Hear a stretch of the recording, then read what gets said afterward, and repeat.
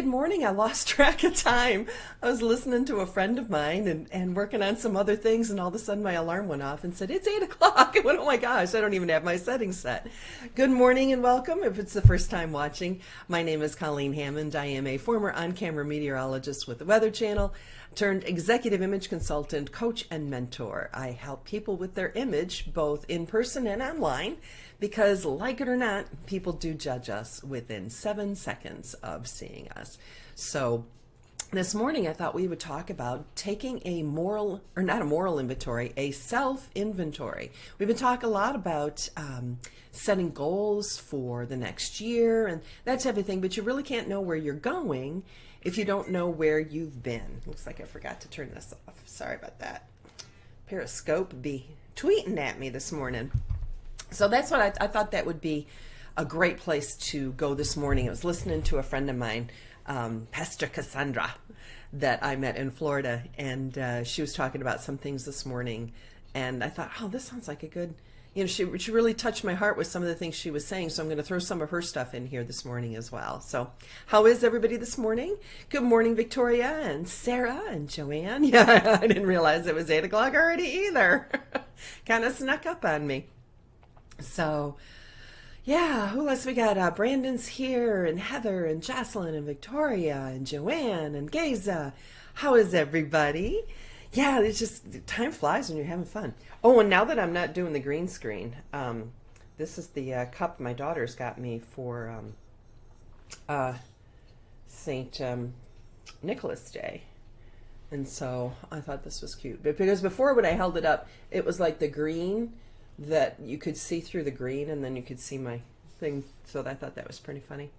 Anybody else dragon, says Milena? I am. Again, I did it. I got so busy working, I haven't had a chance to get anything. I haven't heard back from my gal that does my hair either. My hair is getting so long, it's unruly. So craziness. Got a lot of messages yesterday. I know a lot of people were really, I guess we're touching a lot of nerves and hitting a lot of strong points recently on our morning show. So I appreciate all your notes. I'm still kind of getting through them. 6 a.m. in Washington. Well, thanks for being up, Michelle. I appreciate it. There's Rose. How you doing? Jocelyn, no, it's early and cold. Hey, Candy. How things going? Yeah, it's early and cold, I know for sure, in Alberta. This cup is so heavy. Gee, I wonder why. Is Monica here yet? I want to show you what Monica sent me. Teresa says I'm having an overnight sleep study tomorrow night. Whoa, prayers for your sleep study. I hope everything's going well. You have so much to do. Hey, good morning, Chelsea. How are you? I hope the sleep study is just like, because you're such a good sleeper, they want to study you and share your success with everybody else. So prayers for that. Good morning, Dorothy. How are you? Those of you in the OBS class, by the way, I put up, I think, three new videos yesterday. And who was it? Tara that emailed me about the ebook. The ebook is still in process. So what I'm trying to do is every time I come up with something for that particular section, I will put a PDF or a document, or the text will be included with the video. So, and if you do any kind of live streaming and you want to know how I do all the things that I do here, like the lower thirds and, the scroll across the top of the screen and the lower third across the bottom of the screen and that type of thing, sign up for my OBS class. It's normally $47, but I did a pass the cash yesterday. I kind of stepped in for somebody, and Danielle Winningham passed the CAS program, and so I just offered a 20% coupon for that. So feel free to jump in on that if you would like to learn more about how to do professional broadcasting. So I have so much to do. That's so funny, Teresa, that's kind of thing. Hey, William, too early to be up. Go back to bed. Wait a minute, you're in the Central Time Zone. It's 8 a.m. That's plenty of time. Hey, Carrie, glad you're here. My new friend made and brought me homemade cookies last night to enjoy while wrapping presents. That's some fun. I might need a CPAP like my dad, snoring too much. Oh, my dad actually, either one of my sisters here, I don't see my sisters here this morning. My dad had a CPAP machine, and then what happened was he had so much flesh like in the back of his throat. I know he's a former smoker. I don't know if that had anything to do with it. But he ended up having to have a surgery to remove all the excess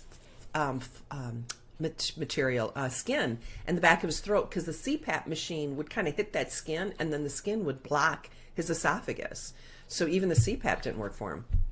So anyway, Merry Christmas, everyone, says Maria. Jocelyn says, it's 2 above 0. We're wearing shorts up here. You guys are so funny. Ice on the rink is like glass. Children looking forward to a good skate. Geza, that's interesting. Use a CPAP as well. Oh, that's so sweet. See, we have such a nice family here. Got the nicest people. So, yeah, don't let that scare you, though. Yeah, smoking probably did it. Exactly. This is exactly what I was just going to say, Brandon, is that the smoking is probably what did it for my dad, and didn't help or contribute to his health either. And he ended up dying of lung cancer. Going on 5 years ago in January, it'll be 5 years that he passed. So that probably did have something to do with it, I'm sure. So anyway, yeah, so what the top, Monica's not here. I was going to ask her permission, but you know what? Let me show you. You know, we were talking about Christmas traditions yesterday, and Monica was the gal that brought up the fact that she painted eggs to use as ornaments, and I'd never heard of that. And so she sent me, I hope it's okay that I do this, because they're stunning. They are stunning. Let me show you. Oh, turn that window off. Sorry. There it is. These are the eggs she painted. Are these not the most beautiful things? When she said she painted them, I thought they were just like, you know. Here, I don't want to put her words in there. But here, look at that. Aren't those stunning? Zip past her words. Aren't those the most beautiful eggs you've ever seen? Thank you, Teresa. Yeah, we get to this time of year, and it's always tough being without somebody for the first time. Sorry, I'm flash and bast. But I just thought those were just so beautiful. I wanted to share them with you. Didn't she do beautiful work? I just kind of want to hire her. Say, paint me some eggs. I don't know why, but yeah. So, yeah, she just did a beautiful work. I haven't seen her check in yet this morning, so I'm not sure when.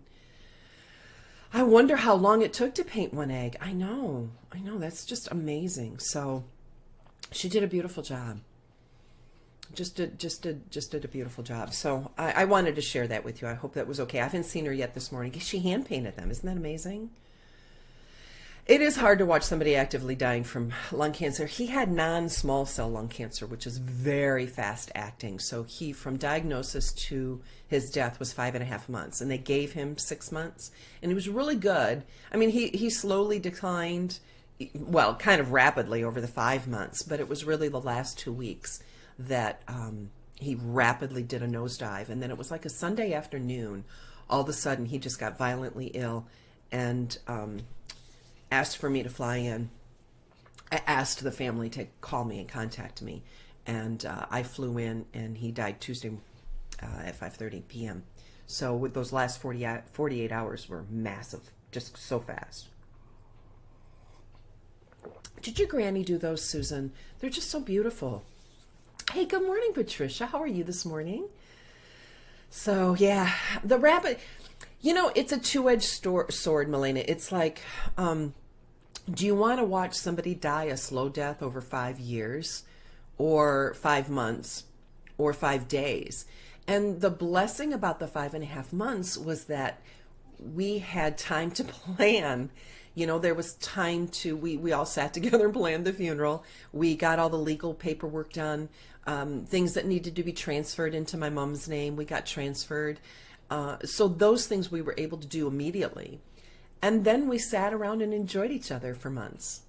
And it was tough on my family because I was like 2 weeks in Michigan, 2 weeks home, 2 weeks in Michigan, 2 weeks home, and bounced back and forth. And then after my dad passed, I stayed up in Michigan and helped my mom for, I think it was like 3 or 4 weeks. It was almost a month. It was just shy of a month from the time I flew up there till the time I came back. And then I moved up there for 2 years to be there for her if she needed me, type of thing. And that was, you know, it was that long-term or long-distance relationship that was really good for my marriage, actually. So, yeah, it was interesting. Anyway, oops, missed some comments here. Yeah, Brandon, it is hard. It is hard. Oops. Good morning, good morning, good morning. I missed that. My grandma died of lung cancer, says Valerie. A month after being diagnosed. The end is difficult. Yeah. It is a tough time of year when you have the holidays. So, Janet, good morning. Do you have a day off today? It's so nice to see you live. Dad died of pancreatic cancer. That's another rough one. My gosh. By the time he was diagnosed, 2.5 weeks. Very fast, but he didn't suffer. Yeah, that's the blessing. Jocelyn, my dad passed 2 years ago. COPD. Long goodbye. We miss him so much. Lived together for 5 years, close to the end. It does feel like an amputation. Absolutely. Living with cancer for 9 months. Yeah. It took me 8.5 months to kick mine. So, God, so I woke up and I don't know, I tried a new eye cream last night and I woke up this morning, my eyes were swollen and they're running. So occasionally you may see a tear roll down my cheek. So I'm not crying. I promise. Because when I cry, you know it, because I'm like, can't speak. Oh, and I didn't finish my notes. So finally some time off for you. Good. I'm so happy, Janet. Yeah, especially, it's kind of funny. My husband, Dennis, just left for work, and we were talking, like, does he get time off for Christmas? It used to be when he was in sales for IBM, they got the whole week off, like 2 weeks. The last 2 weeks of the year were the end of the quarter, and absolutely no businesses were making decisions. So when he was in sales for IBM, and he kept winning all these awards, which was why we did so much travel for a while there, he would get the last 2 weeks of the year off. Yeah, don't you like my background? Thank you. This real stuff now.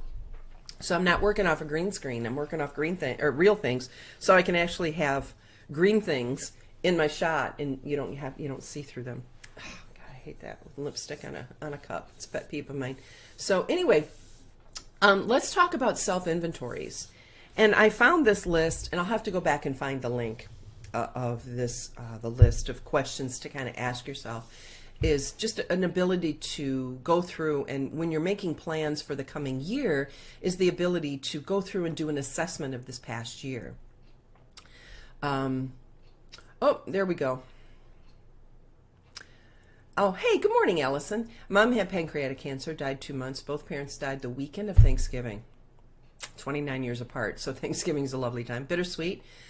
But I've started having an open Thanksgiving dinner to invite those with friends on the holiday. That's lovely. That's a beautiful idea. Thank you for doing that. There's so many people that are home alone. So,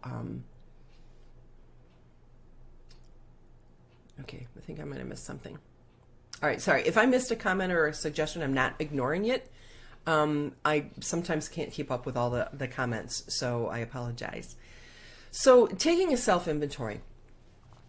I think it starts with looking where we were a year ago and looking back and knowing that God got us through another year. We made it. Woo! Thank you, God, right? So where were we a year ago at this time? And, I know we're thinking a lot about gifts right now and we're preparing for Christmas and making sure we have all of our meal planning done and the cookies are made and all of those types of things are in order. But remembering to keep our heart in order, remembering the reason for the season, and then we want to also focus on, we don't want to wait. If you're going to make a New Year's resolution, why not just start today, right?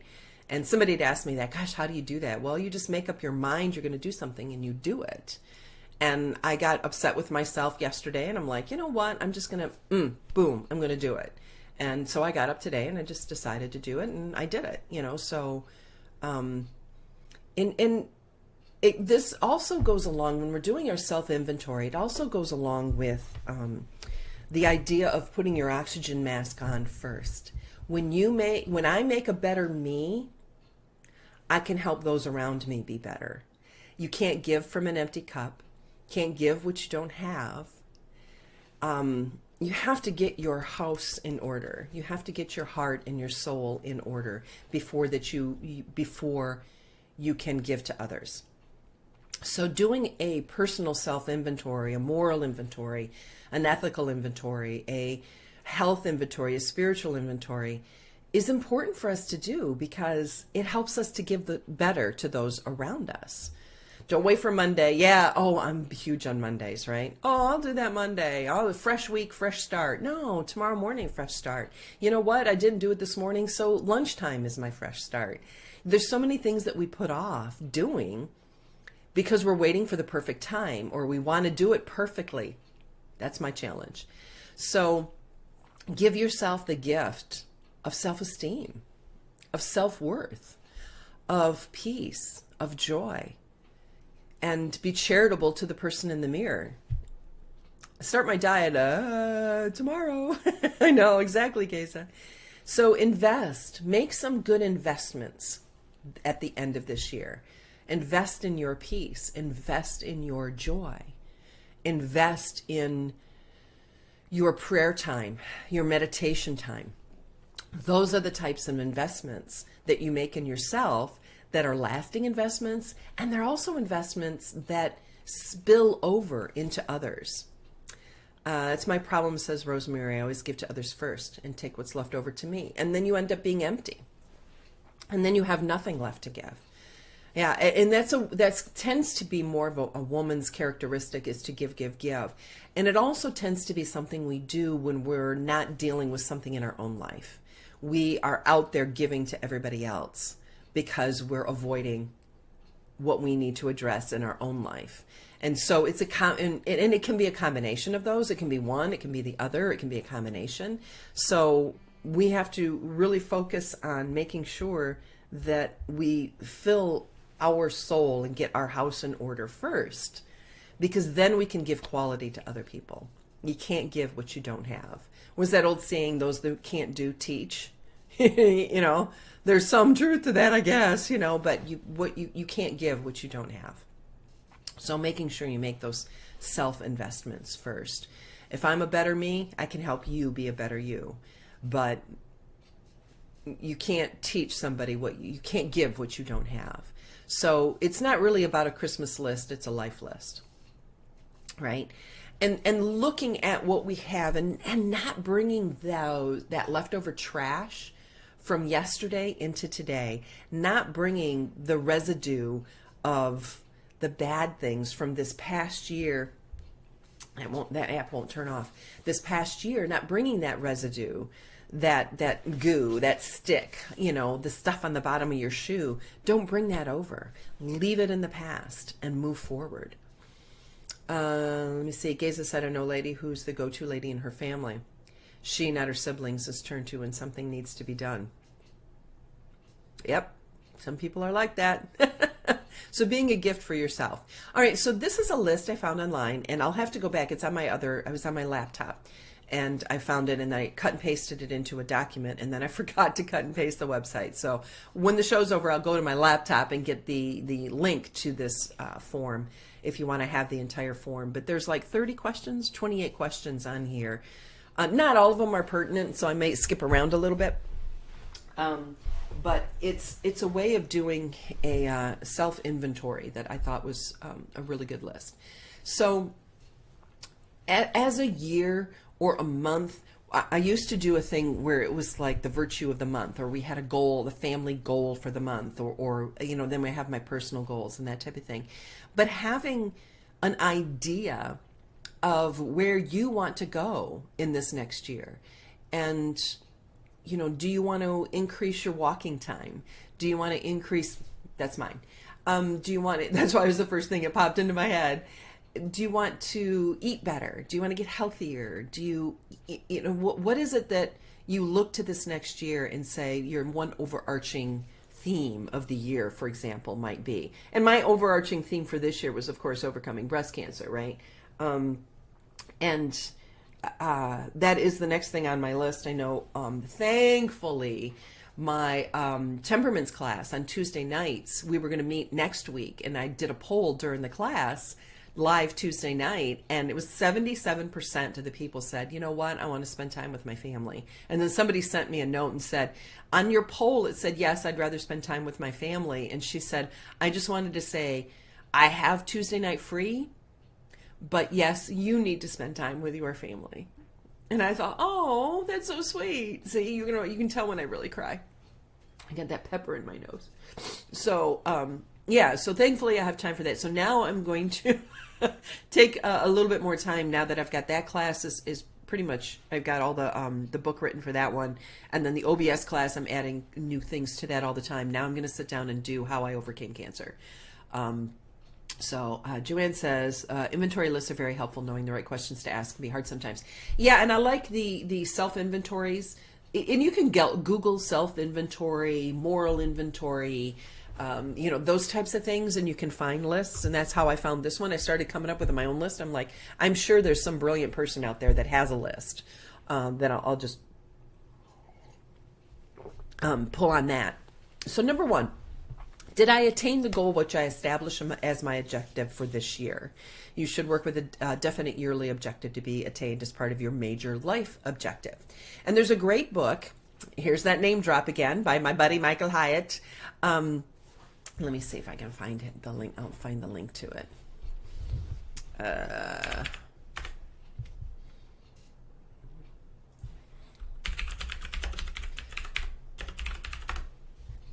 Hold on. There it is. All right, it's called Living Forward. And it's how to do a life plan. There we go.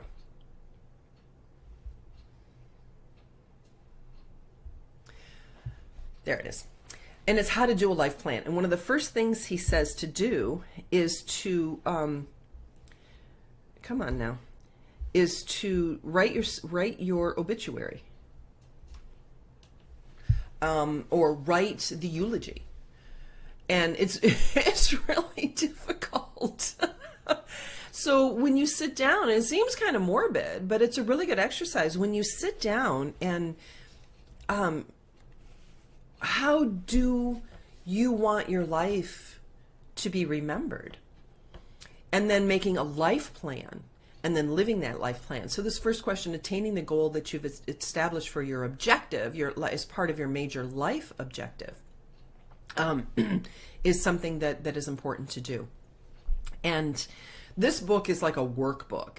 So you really, it's not casual reading, but if you want to sit down and really dig into how to really come up with a plan for your life, because it fluctuates depending on where you are at that state in your life, and we all have different things that we're doing.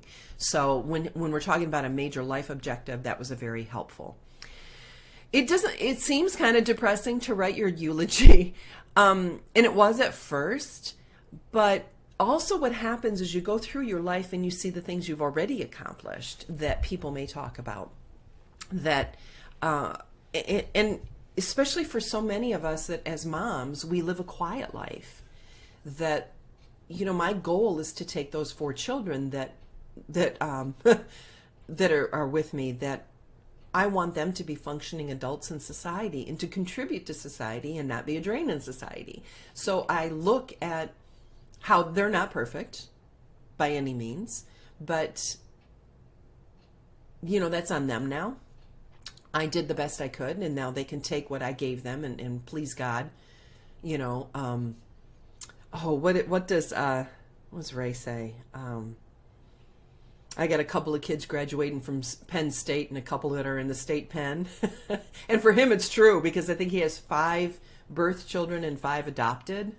So they had some issues there. So, doing an inventory like that without the green screen, so you can use your hands to talk too. Yeah, and they don't disappear off the screen.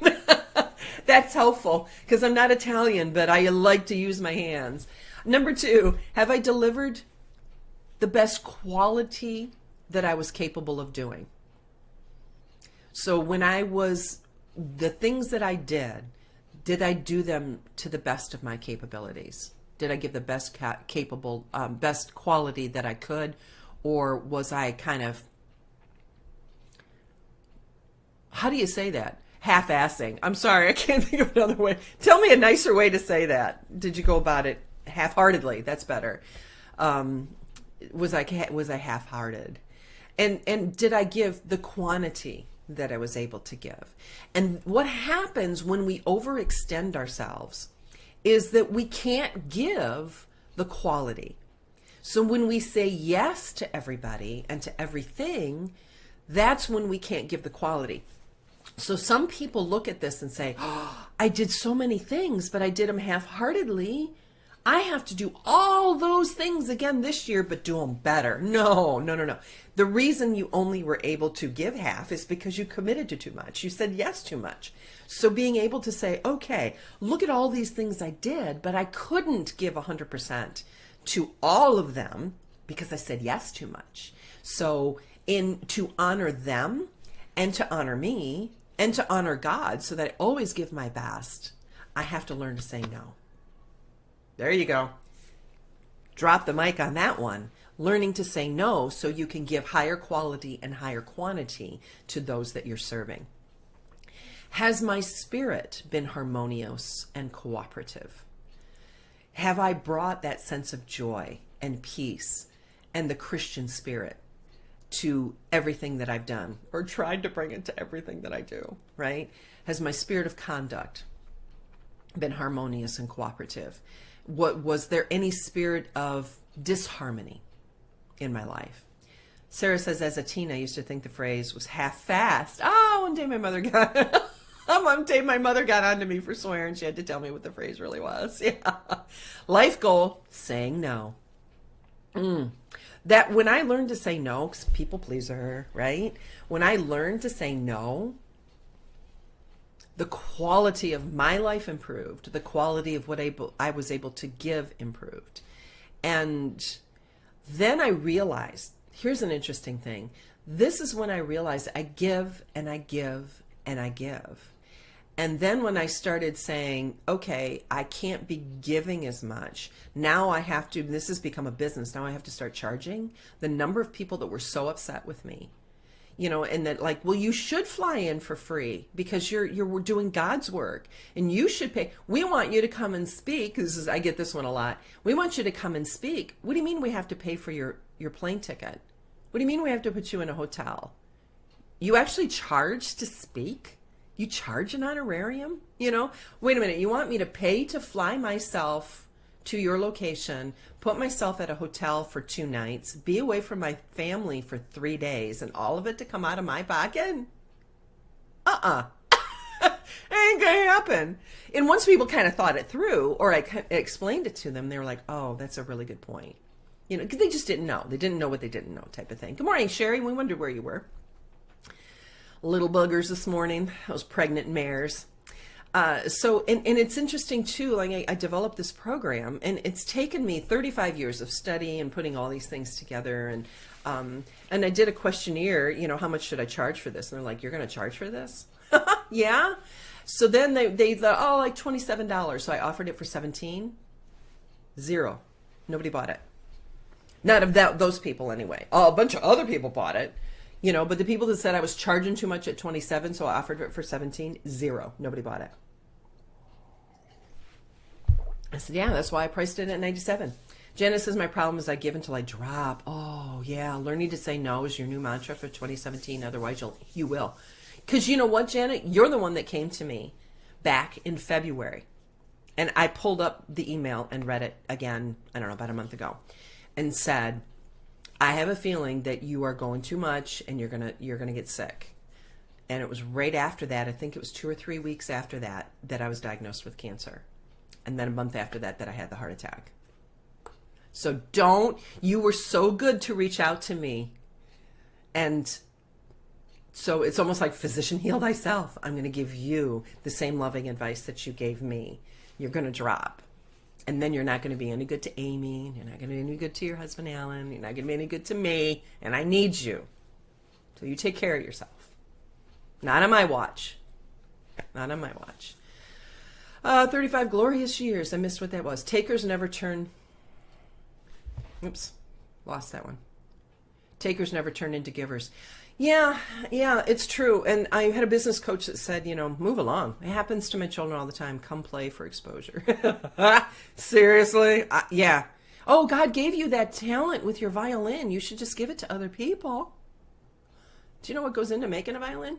Gaza says, one person wanted me to ask a favor if I could use my car to transport her new IKEA furniture to her house, 70 miles away, so she could save us $50 delivery charge. No, but you can pay me the 50 bucks. And I'll drive. Nah, 70 miles. You know, you'd use $50 worth of gas, 140 miles round trip. Gracious. Yes, reminder to you. Yes, I need you. I do. I do. I'm sincere about that, Janet. I need you. Chelsea said, I've been sick for over a month now. See, pushing yourself too hard. God does not expect that.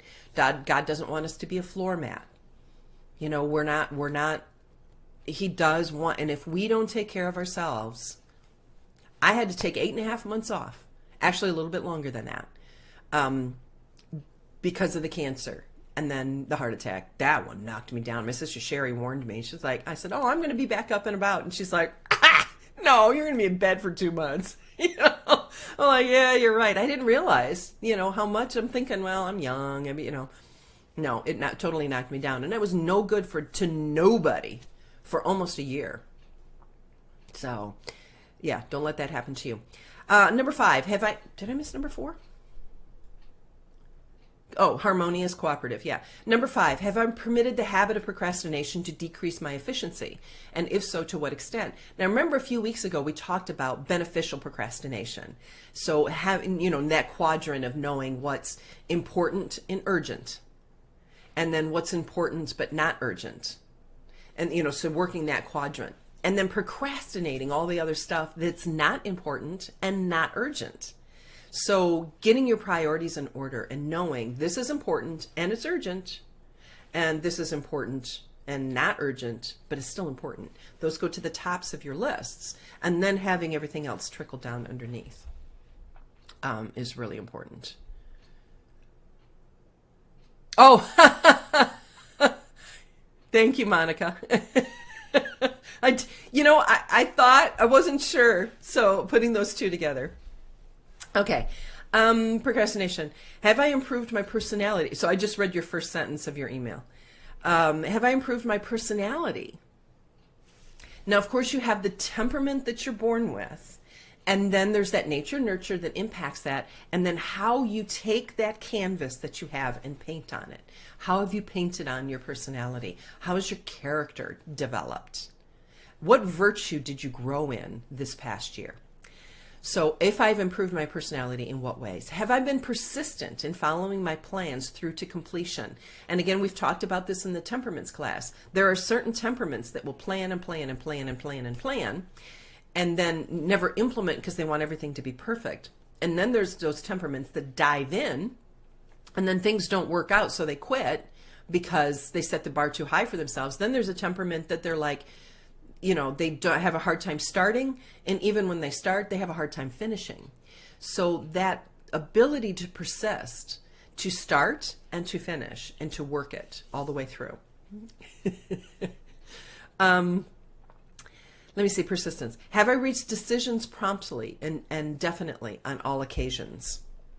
So that it kind of ties in with the procrastination. Decisions, to make those decisions. And sometimes you just have to make the blasted decision and move on, right? And move along, move along, move along. Thank you, Lexi. Appreciate that.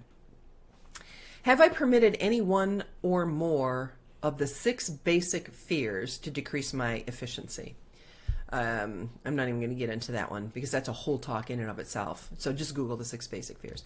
Have I ever been overcautious or undercautious? So again, this goes to your temperament type.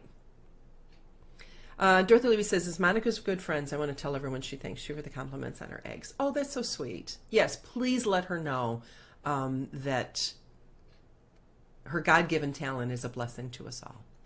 Has my relationship with my associates at work or church or our homeschooling groups been pleasant or unpleasant? If it's been unpleasant, has the fault been partly mine? Wholly mine? I think if I'm honest with myself, And I have people in my life, sometimes there's temperaments that are oil and water. And honest with myself, there is one person that was truly oil and water in my life. Was she a bad person? No. And her and I, we did get along, and we tried. We really did. And so once we just agreed to disagree, and, it's like, there's no reason I don't like you. We should be good friends, and, we're not. And she said, yeah, I know. I was kind of thinking the same thing. And then I was like, well, why doesn't she like me? So what responsibility do we bring to the table? And I think if we look at some relationships, sometimes there's just people that we don't get along with, but there's other times there's things that are partly my fault. And I will honestly accept the blame for that. And that's hard. That's really hard to recognize that there are places in our life that, what's my responsibility in this one? Am I partly to blame? Mostly to blame? Because I think there's very rare occasions in my life anyway where I have zero blame, where I have absolutely not done anything wrong. But for the most part, we have to take responsibility for our own actions at some point. Have I dissipated any of my energy through lack of concentration? So that kind of goes into half-hearted things. Never have it. Oh, wait a minute. I missed some comments over here. Gosh, I'm turning into a grumpy old lady. Everyone annoys me. Got to work on that. Yeah. Rosemary said I had a car accident. I think it was busy with all my little problems. Now I'm in no way to help anyone. A lot of time to think about life. Yeah, absolutely. Which temperaments go with those? You have to take my temperaments class. I dive really super deep into all the temperaments, and then I'm going to do at the end of the class, I'm going to do like how to receive a love letter from each language. Never hesitate. Yeah, well, sometimes you better hesitate. There's a choleric for it. Hey, never hesitate. Just dive in. Fix the problem later. Chelsea says, my sister and I are oil and water. Yeah, I learned to love her where she is in her life, but I have to protect my daughters from her. I love her, but she can't be around my children. I second guess all relationships but this one. Good for you. That's the hardest one, is family. Hard to do in the workplace too, says Sherry, when you have oil and water. Absolutely. Rose says sometimes the more you think about things, the more discouraged you get. Can you say melancholic? Yeah, good for you. At least you know. See, and when you know that, and see, that's the power of the temperaments. When you know where you're at and how your secondary temperament comes into play and how it all mixes, how your male-femaleness comes into play, how where you grew up comes into play, how the church life that you grew up in comes into play, how your family of origin comes into play. And when you recognize all of those things, then you can say, oh, then you can take action on them. I honestly have a hard time imagining anyone not liking you. Oh, yeah, thank you.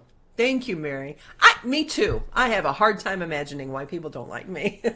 But I am an off-the-charts choleric, so I have been known to, I'm a bull in a china shop sometimes, where I say things that I don't think. So, but I appreciate that, Mary, very much. Have I been open-minded and tolerant? I hate that word. It's a hot button word. In connection with all subjects. I have a hard time with that particular question. Open-minded and tolerant. I think sometimes, I forget, it might have been G.K. Chesterton said this. Sometimes if you're too open-minded, your brain falls out. Yeah, okay, yeah, I agree. I agree, Brandon. It's a good thing to think about things, but make a decision. Hesitation leads to tangling. I was raised as a heathen. Yeah, some of us, I was raised as a Catholic, left the faith, came back, so in what way have I improved my ability to render service to others? And again, I think that goes back to self-care, when we're diligent about our self-care. Heathen is a funny word. It is, isn't it? Have I been intemperate in any of my habits? That's a great question. Have I been intemperate in any of my habits? We can have a good habit. Is the spirit of moderation, because being healthy and exercising is a good thing, and eating well is a good thing.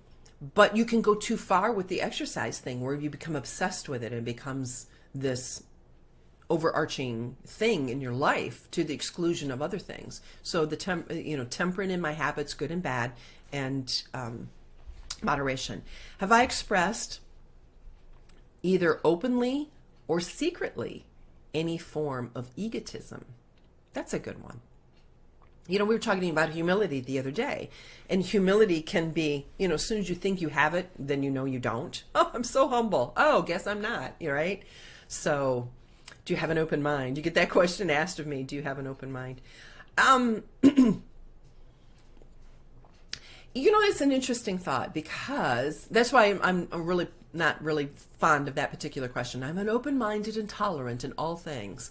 Well, no, I have a firm set of values, a value system that I hold to, and I'm not open-minded about changing my value system.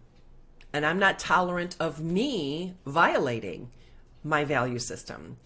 And I understand that other people don't share the same values that I do. They may not know the same things. They don't know what they don't know. But, so that's why I have a problem with that tolerance and open-mindedness question. But it's in there. I read it.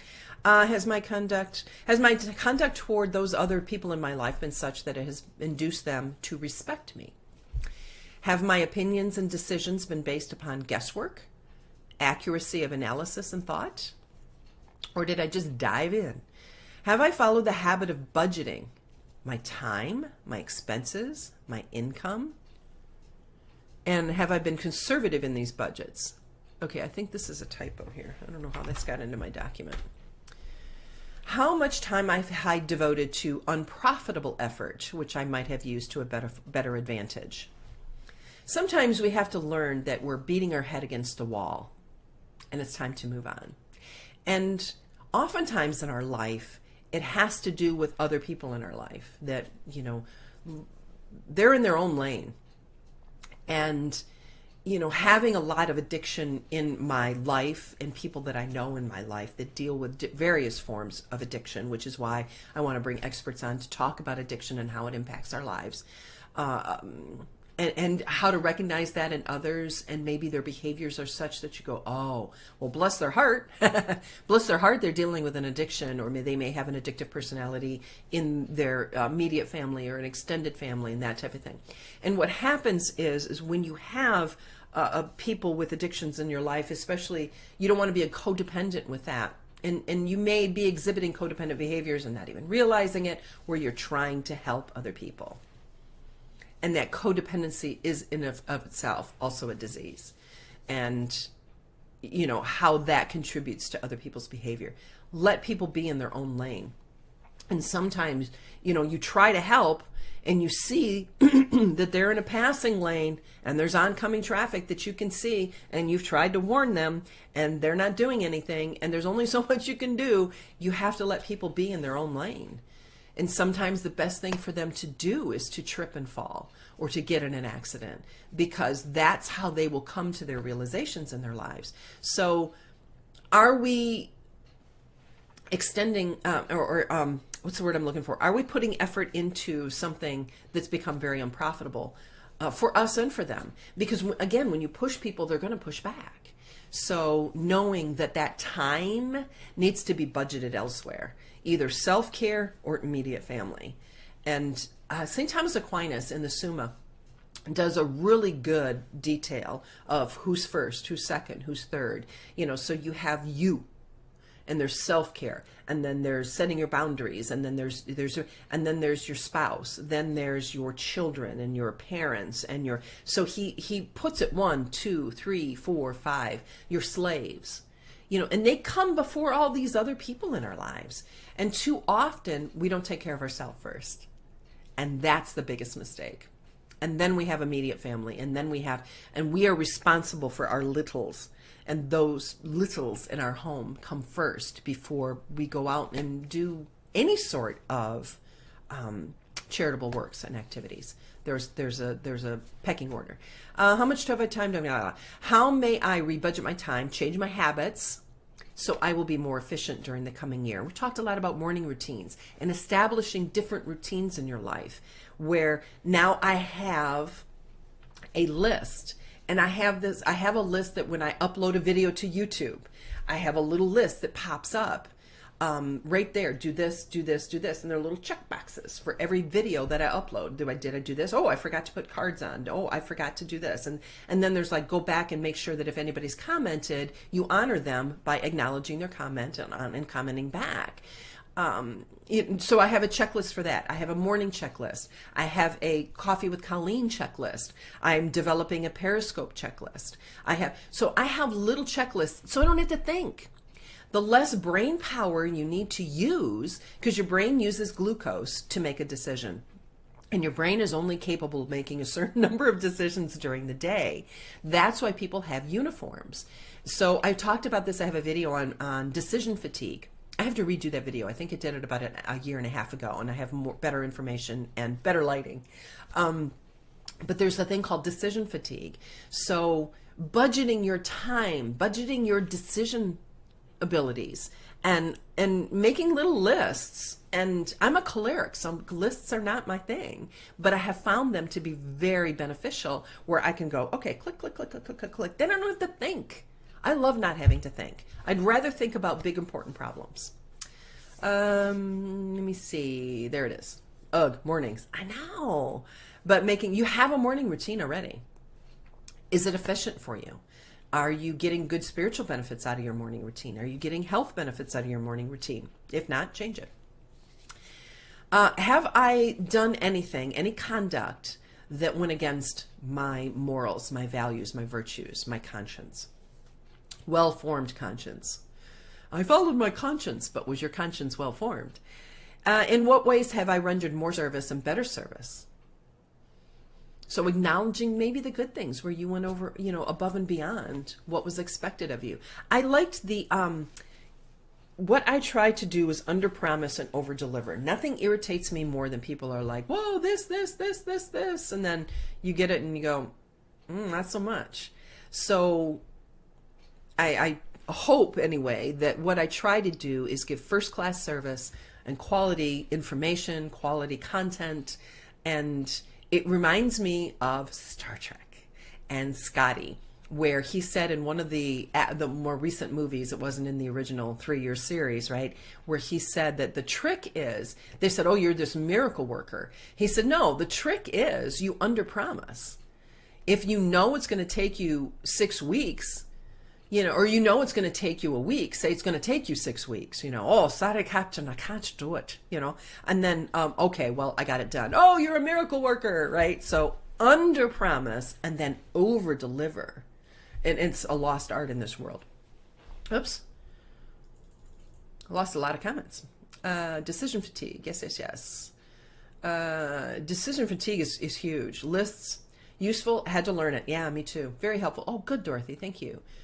Used to just memorize everything. Me too, because I'm like, I'll remember. My problem is I write a list. And Dorothy, I forget to look at the list. Absolutely. Jocelyn, decision fatigue. Yeah, that's what's happening. I just thought I was flaking my dotage. That's hilarious. I have a list in every room because I have to write it down when I think it. That's what my cell phone is for. That's what my smartphone, that cell phone, do people call them that anymore? That's what my mobile is for.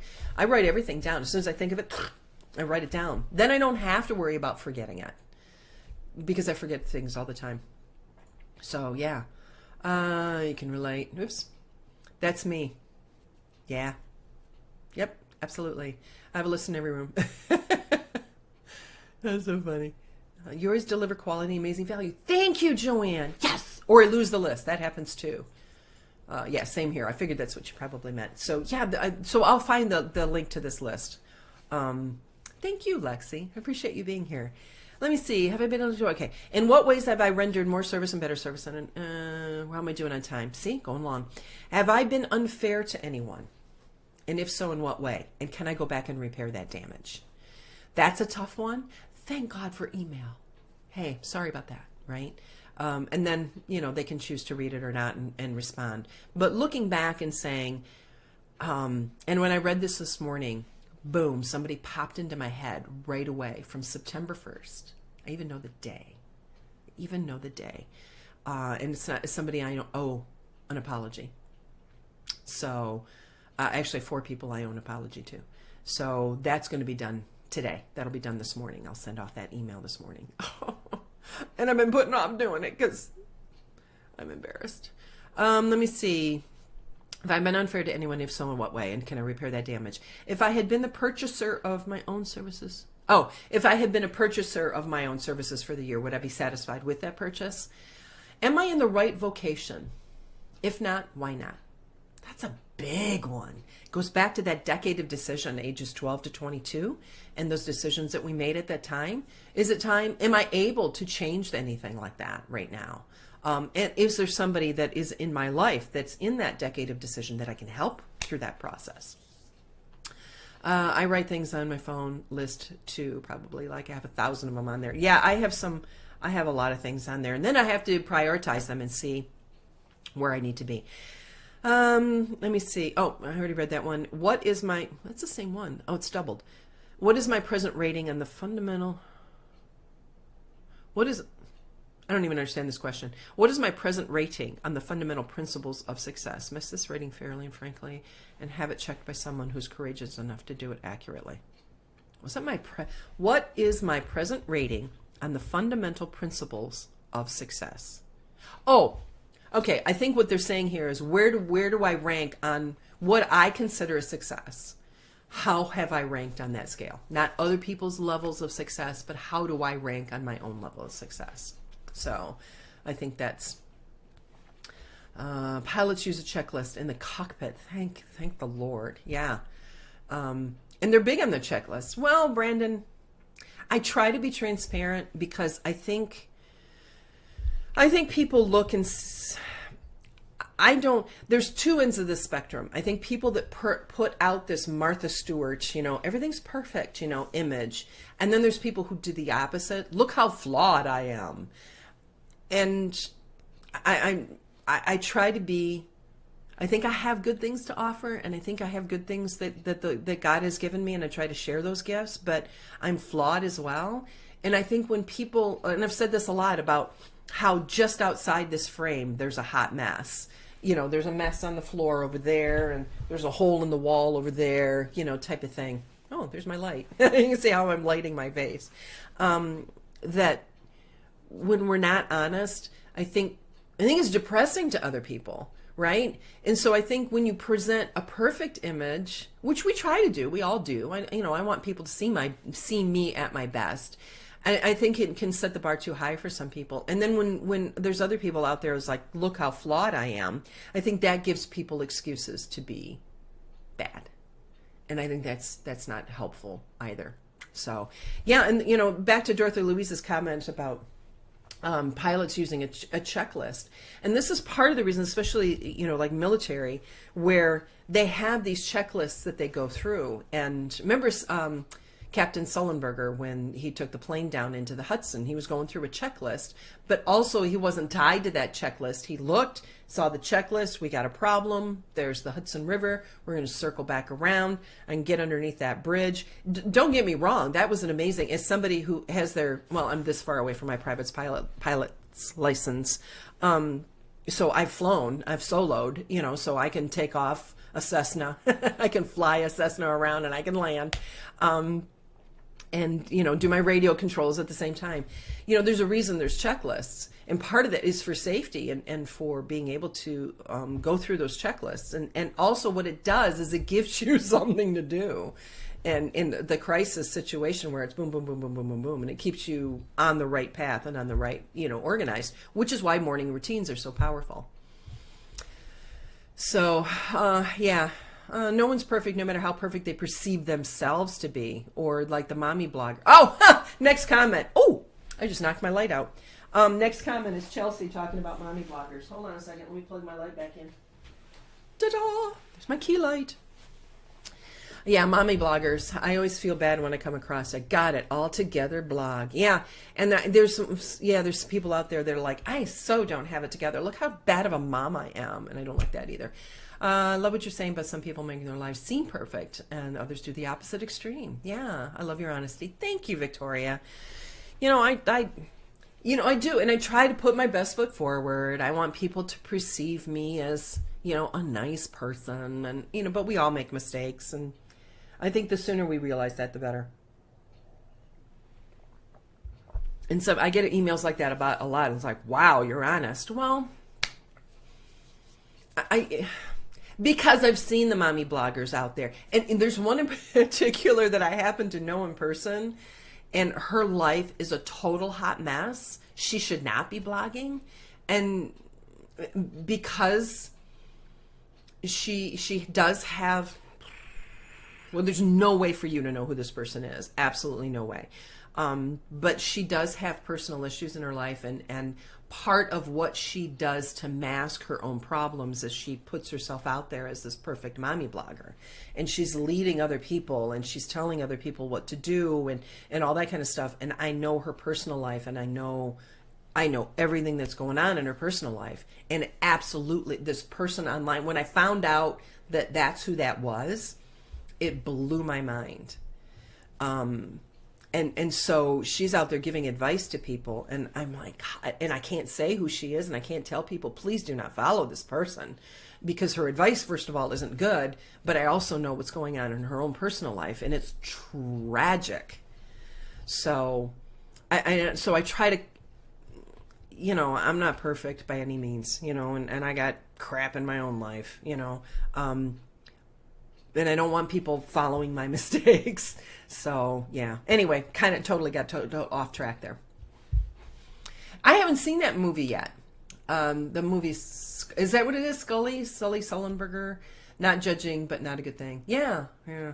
Wait, this is an actual room in my house, but that's not an actual wall. That's plastic. That's I showed this the other day. This is actually, oops. Oh, golly. Oh, that's okay. Can you see? Hold on a second. Let me see if I can show you. I think I have my camera angle already set, so you really can't see. Hold on a second. There it is. So you can see right off the edge of the screen. I don't know if you can see, you probably can't see my cursor, but right over here, you can see the edge of the screen. It's a piece of plastic, and so it comes down, and then it folds there. So that's actually, it's a backdrop.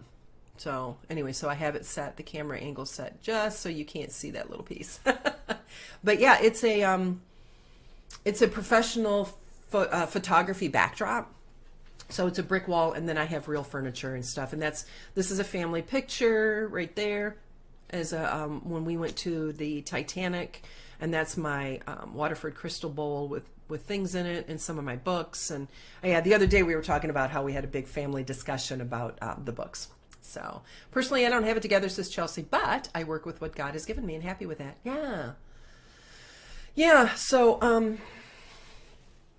and and we all have pain, and I know, and I think having worked with so many people that are famous in life, we're at an hour. Brandon's happy. He encourages long form. I know so many people that are very famous. Famous people are committing suicide all the time because they're struggling with these things. And then there's people like, you look at Miley Cyrus, like total train wreck. And part of that is, this is her and this is her personality. But the other part of that is her public relations guy makes sure that she wears the things that she wears, and that she presents the public image that she presents, because her image, her brand, her personal brand is a bad girl and a rebel and somebody that goes against the norm and type of thing. So there are so many famous people who you look at their life and it looks perfect, and then when you dig underneath you go, wow, serious problems. The one that was so tragic for me was Robin Williams. That really hit me hard. And you look from his outside, looking in, what a perfect life, and then all of his personal tragedy and things that he dealt with behind the scenes. So, anyway. All right, so let's wrap things. Need something in the vase. No, No, there's not supposed to be anything in that vase. It's supposed to be wine in that vase, I think is what it's supposed to be. You know, I got some stuff I could probably put in there. It's a work in progress. Yeah, the books, what books to put. Yeah, the Branson, Missouri, there's that, the Titanic Museum. Love it, love it, love it, love it. Yeah, so Miley is a Chernobyl accident. Yeah, bless her heart. So anyway, let's get our prayer requests going. Let me pop over here and to my private group, because there's always some very powerful prayer requests over there. And I don't, if you're in my private group, know that I do not give away names. Oh, another man wants to join our group. I'm sorry. No. All right, 9 requests here. Personal intentions, including for some faults I'm struggling with. And Thanksgiving for a beautiful week at camp. Prayers said for all in need. Prayers for 4 special intentions for my family, for KA, for LL, for all the suffering in the world, for KP, private intention, for CS, special intention, 2 special intentions. For preemie twins and toddler, they stay healthy and strong this flu and RSV season. Desperately need a house sold. For a family who's going through many trials. For my little man, 5-year-old, he has hives. Oh, maybe stress related. We're traveling today. Please, they don't take the typical 4 days to work their way out so we can have a peaceful travel. Let me go back down here. Miley's a happy hippie. Pray for Miley. Prayers for my friend Lisa, battling liver cancer, says Sherry. Jocelyn, for family to stay healthy during the holidays. For my sister's health. For Mavie Ducat, prayers that her body is healed of chronic Lyme. Oh my gosh, that's a huge problem. I know so many people now with chronic Lyme. And for safe travels home. For sick baby girl, she can't just knock it. And for personal intentions. Of course, prayers for my health. And, you know, that was my commitment this morning. Yesterday I went, oh, knock it off. I need to stop, and boom, get back on a really strong health regimen. Because when I was declared cancer-free, I was like, yay, there I can have a glass of wine. I can do this, I can do that. Now I can eat this. And I kind of got off my whole regimen. And I need to get back on it because I have not been feeling well. So I'm going to hop back on it for the next 2 weeks, hit it hard, go back to my my pre-cancer protocol. For my son to return to the faith, and healing for chronic lung oh gosh, I hope it's not COPD. Healing for a chronic lung condition for Leona. All right, so I'm almost done with my coffee. How was your morning drink? And now I need to hop on and get some more things done. And I can't wait. Today I'm determined to learn Wirecast so that I can triple broadcast on YouTube, on Periscope, and on Facebook Live, which will make it harder for me to keep up with comments. But yeah, prayers for Colleen. Thank you, Mary. And for personal intentions, Patricia says prayers for conversion of my nephew, financial need. Also, the cousin gets a liver transplant list. Wow, that's a rough one. For Jen says for son to return to the faith too. Got to run. See you, Sherry. Yeah, you know, and I know a couple of my children are struggling with questions about the faith, but they're at that age, you know, where it's like, okay, this is the way I was raised and I was taught all these things. Now I'm coming into my own person. How do I feel about these things? And then what do you do with those things? And it's tough as a parent to look and go, but I gave you the best of the best. Don't make the same mistakes I did, you know. So I know how difficult that can be. Let me see. Prayer said for all in need by Janet. Chelsea. Yep. Triple broadcast. Yeah. Go easy. Well, the thing is that it's actually going to be easier for me, Brandon, because, and Chelsea asked for Mama's emotional and physical healing. Because what I do is I broadcast here, and then I go broadcast on Periscope, and then I'm implementing a YouTube broadcast. So what's going to happen, instead of doing it 3 different times during the day and devoting 3 hours to it, I can condense all 3 broadcasts into one stream and hit all 3 platforms at the same time. So it's actually going to reduce my stress level. But keeping up with comments is going to be harder for me to do, so I'm going to be missing more comments because I'll be on 3 different platforms. Periscope's actually easier because there's an app you can use that makes your comments that they're like really big across the screen that you can read, which is really, really nice, and you can scroll back through them. The problem's going to be keeping up with, it's harder on Facebook and then YouTube. I don't have as big of a platform over there, so it's going to be easier. Leona says, prayers for you, Colleen. Thank you. And continued work blessing people. Thank you so much. Thank you so much. Rosemary says, thanks. Yeah, finally found out my kids are like oil and water. Yeah, and it's okay. It's okay. Yeah, got it. Rose said, thank you. Enjoyable, informative as always. Thank you so much. Yeah, because I spent a lot of time prepping. I asked somebody else how long he preps. Alex Pettit, actually, I asked him how long he preps for his shows. And he said, I do like an hour, at least an hour a day prep for an hour-long show. By the time he does all of his notes and his prep work and everything, I said, okay, good, because that's about how long, hour, depends. Sometimes it's half an hour. Sometimes but there's a lot of work that goes into it. But then I take it and I put it on my blog too. So there is a lot of work and prep time that goes into this. And I'm just happy that people are getting something out of it. That's good.